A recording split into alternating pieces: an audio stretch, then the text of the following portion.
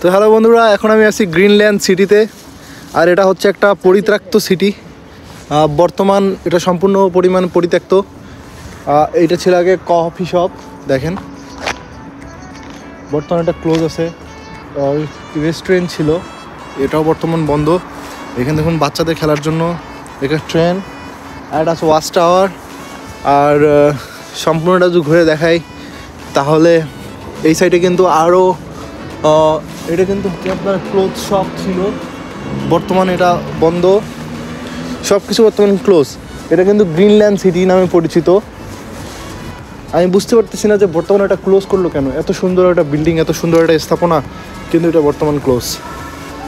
এটা ভাবতেই কিন্তু খারাপ লাগতেছে। হ্যালো বন্ধুরা, আজকে আমি আছি গ্রিনল্যান্ড সিটিতে। আর এই সিটিটি এখন পরিত্যক্ত।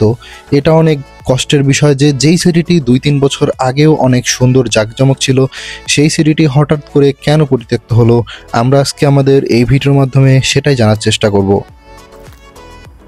16 বছর আগে বানানো বিল্ডিংগুলো দেখলে আপনি বুঝতেই পারবেন না যে এগুলো অনেক পুরাতন এবং এগুলোকে পরিচালনা করা হয় না। কিন্তু বর্তমান প্রেক্ষাপটে আপনি দেখতে পাচ্ছেন যে চারপাশে ঘাস জমে গেছে। হয়তোবা এটি বন্ধের বেশি দিন হয়নি, তবে এটি বন্ধ হয়েছে 3-4 বছর আগে। তবু চাইনিজরা সবসময় ওদের পরিবেশটাকে পরিষ্কার রাখার কারণেই দেখেন যে এখনো কিন্তু এখানে বেশি পরিমাণ ময়লা নেই, শুধু ঘাস জমেছে। আপনি যদি এই সবগুলোর বাইরে গ্রাফিক্সের দিকে তাকান তাহলে আপনি বুঝতে পারবেন যে এই সিটিটি কত পরিমাণে উন্নত ছিল। এরা এদের গ্রাফিক্সের মাধ্যমেই জানিয়ে দিয়েছে যে তাদের ভিতরে কোন কিসের সব আছে এবং ভিতরে কি পরিমাণ কালেকশন তাদের আছে এবং কি কি আপনি এখানে পাবেন এই সিটিতে। আর এটি কিন্তু হচ্ছে সিটির বাইরের অংশ, তবু আমি জানিয়ে দিচ্ছি যে কোথায় কি ছিল। আমরা ছবিটিতে দেখতে পাচ্ছি এখানে একটা রেস্টুরেন্ট ছিল, আর তার সামনে যে এটা রাখা হয়েছে, এখানে কনসার্ট হতো বা এখানে গানের অনুষ্ঠান হতো, তার জন্য এই স্টেজটা এখানে রাখা আছে।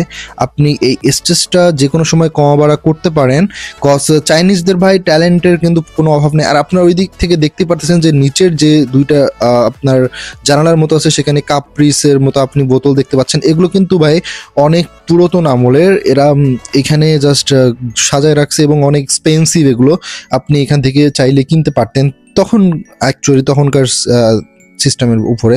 কিন্তু বর্তমান তো এই সিটিতে বিলুপ্ত, সো এখন চাইলেও সম্ভব না। কিন্তু তারা গ্রাফিক্সের মাধ্যমে কিন্তু তাদের দোকানে কি কি আছে, আপনি কি কি এখানে পাবেন তা তারা সব এখানে বুঝে দিয়েছে। আর আপনি যদি এখানে তাকান তাহলে এখানে দেখা যাচ্ছে যে এটা হয়তো বা আপনার ওয়াইন শপ, আর নিচে আপনি পাবেন কিন্তু ফুলের দোকান, আর এই সাইডে একটা কিন্তু আপনি পাচ্ছেন ফুড কোর্ট।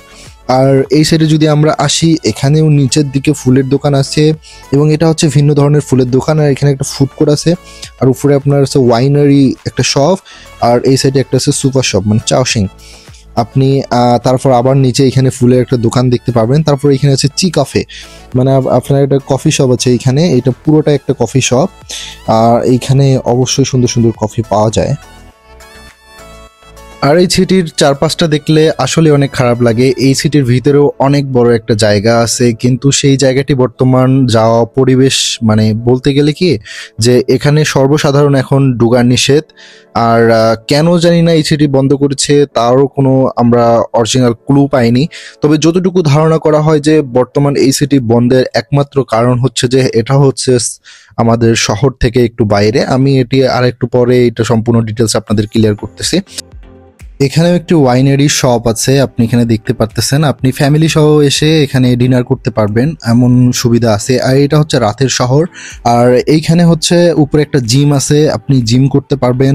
আর আদার অনেক কিছু, আপনি ক্লোথস থেকে শুরু করে আপনার প্রয়োজনীয় প্রতিদিন নিত্য প্রয়োজনীয় যত কিছু লাগে সব এখানে পাবেন। এখানে একটা আমরা ট্রেন দেখতেছি, বাচ্চাদের আপনি নিয়ে আসবেন এবং খেলাধুলা করবেন, কিন্তু বর্তমান ট্রেনের অবস্থা একবার নাজেহাল। আর উপরে একটা ওয়াচ টাওয়ার যেটা দেওয়া হয়েছে আপনার এখানকার সৌন্দর্য বাড়ানোর জন্য। বর্তমান দেখেন যে চারপাশেই ঘড়ি আছে, কিন্তু ঘড়িগুলো বর্তমান অচল।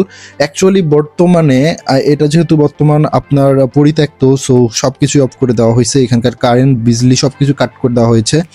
আর তার উপরে হচ্ছে আপনি এখানে নামটা ভালো করে দেখতে পাবেন, এটা হচ্ছে আপনার গ্রিনল্যান্ড সিটি।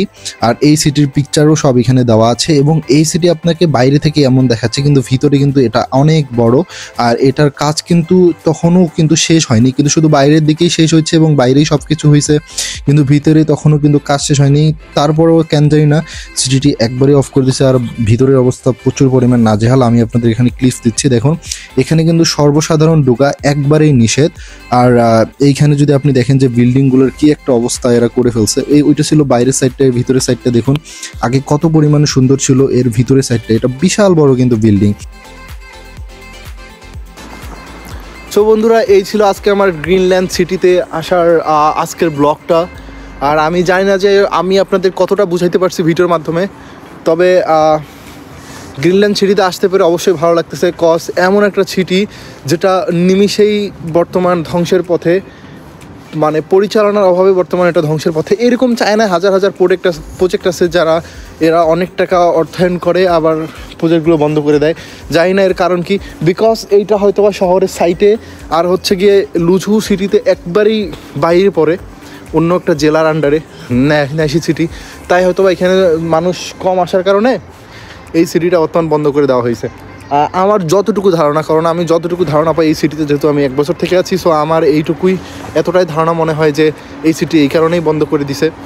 আর আসলে সিটিটা অনেক সুন্দর করছে। এটা যদি আপনার লুজু সিটিতে মেইন জায়গায় থাকতো না, তাহলে দেখতেন যে এটার ভিড় প্রচুর পরিমাণ হতো। কজ সেখানে অনেক স্টুডেন্ট পড়াশোনা করে, বিদেশি অনেকে ঘোরাফেরার জন্য আসে।